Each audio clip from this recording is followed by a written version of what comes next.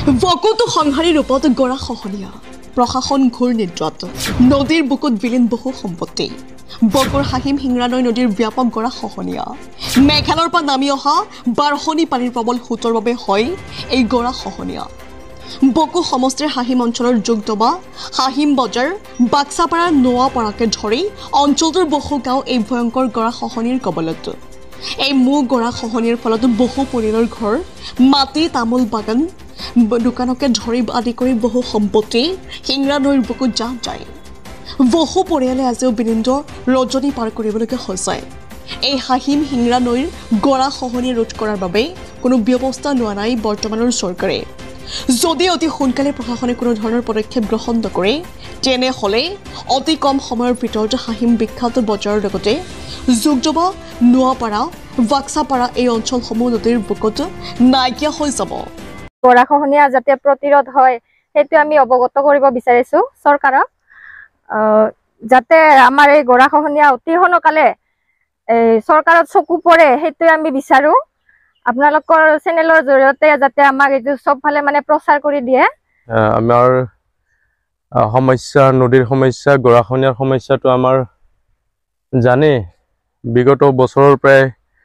আহি গৰাখহনীয়া একদম মানে টচনচ কৰি দিছে প্ৰতি বছৰে মোটামুটি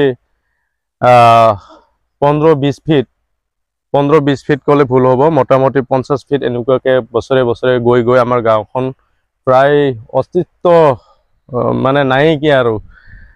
প্ৰায় শেষ হ'ব গৈছে গাঁও 80% টোটেলি গৈছে গাঁওখন গতিকে চৰকাৰক এইটোৱে আহ্বান কৰিম যে ষ্টেট গভৰ্ণমেণ্ট চেণ্ট্ৰেল গভৰ্ণমেণ্ট একে ৰলিং চৰকাৰ থকাৰ পিছতো আৰু ইফালে কাউন্সিল আছে তেওঁলোকে থকাৰ পিছতো আজি আমাৰ এই দুৰৱস্থা গৰাখহনীয়াৰ একদম গাঁওখন টোটেলি নাইকিয়া গতিকে আমাৰ অনুৰোধ ৰাইজৰ অনুৰোধ যে আপোনালোকৰ চৰকাৰৰ যাতে অতি সোনকালে জ্বলন্ত সমস্যা গৰাখহনীয়াৰ দৃষ্টিগোচৰ হয় তাকে আমি ৰাইজে আপোনালোকক এইটো সোনকালে যাতে অলপ ৰাইজক সঁহাৰি দিয়ে চাই এটা যেন স্কিম ধৰি দিয়ে ডাঙৰকৈ হাহিমটো প্লাছ আমাৰ যোগদবা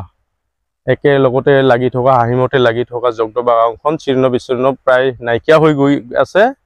প্ৰতি বছৰে মোটামুটি 50-60-70 মানে ফিট এনেকুৱাকৈ গুচি গৈ যাই আছে বৰ্তমান গাঁওখন একে শেষত মোটামুটি আপোনাৰ প্ৰায় নাই 5 ভাগৰ মোটামুটি 4 ভাগে গুচি গ'ল ধন সম্পত্তি আদি কৰি মানে তামোল গছ নাৰিকল গছ যত যি মূল্যৱান গছ গছনি ঘৰ দুৱাৰ আলি পদূলি গোটেই ৰাস্তা আদি কৰি গোটেই সম্পূৰ্ণ গুচি গ'ল গতিকে চৰকাৰক কাটৰ আহ্বান যে চৰকাৰে আমাৰ কথা ৰাইজৰ বিননিটো শুনক আমাৰ এইখিনিকে কৈ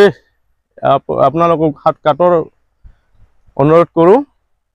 নলবাৰীৰ পৰা সুৰতি বৰ্মনৰ ৰিপৰ্ট নিউজ 24 অসম।